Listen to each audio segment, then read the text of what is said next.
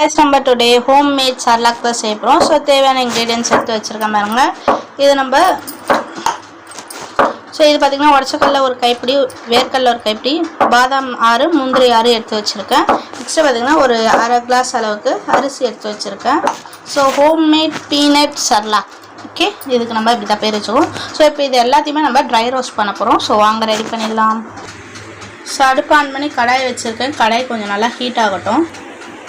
இதில் பார்த்தீங்கன்னா ஃப்ளேவருக்காக 2 ஏலக்காய் மட்டும் ஆட் பண்ணிக்கேன். இப்போ நம்ம ஒன்று போட்டு வறுத்து எடுத்துக்கலாம்.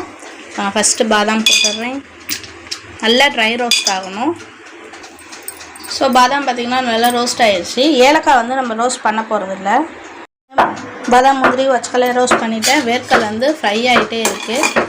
ஸோ நெக்ஸ்ட் நம்ம அரிசி போட்டு நல்லா ஃப்ரை பண்ண நல்லா ஃப்ரை பண்ணியாச்சு. நெக்ஸ்ட் வந்து அரிசி பார்த்திங்கன்னா நல்லா இந்த மாதிரி பொரிய அரிசி மாரி வரணும். அந்த அளவுக்கு நல்லா நம்ம ஃப்ரை பண்ணிக்கலாம். அடுப்பு வந்து சிம்மில் வச்சுட்டு பண்ணுங்கள், இல்லாட்டி டக்குன்னு தீஞ்சிடும். மொகி குட்டி இது எதுவுமே செய்யறதே இல்லை. சரி, எதையாவது செய்வோன்ட்டு செய்கிறேன். அவ்வளோதான். இது எல்லாத்தையும் நல்லா ஆற வச்சுட்டு நம்ம மிக்சியில் போட்டு அரைக்க வேண்டியது தான். ஸோ இது வந்து நல்லா தோல்லாம் நம்ம பிச்சு எடுத்து தான் ஆட் பண்ண போகிறோம். அரிசி ரெடி. வேர்க்கல்லே தோல் உடிச்சிட்டேன். இப்போ எல்லாத்தையும் நம்ம கிரைண்ட் பண்ணிக்கலாம். எல்லாத்தையும் ஜாரில் போட்டாச்சு. இப்போ நம்ம இதை அரைச்சிடலாம். பார்த்திங்கன்னா இதை நல்லா அரைச்சாச்சு.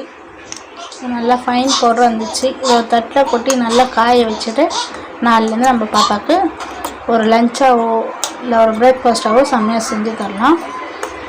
ஸோ அவ்வளோதான். இப்போ ரெடி. இது ஏர்டைட் பாக்ஸில் போட்டு மூடி வச்சிடலாம். அவ்வளோதான் ஃப்ரெண்ட்ஸ். வீடியோ பிடிச்சிருந்தா லைக் பண்ணிக்கோங்க. தேங்க்யூ. தேங்க்ஸ் ஃபார் வாட்சிங். Bye by.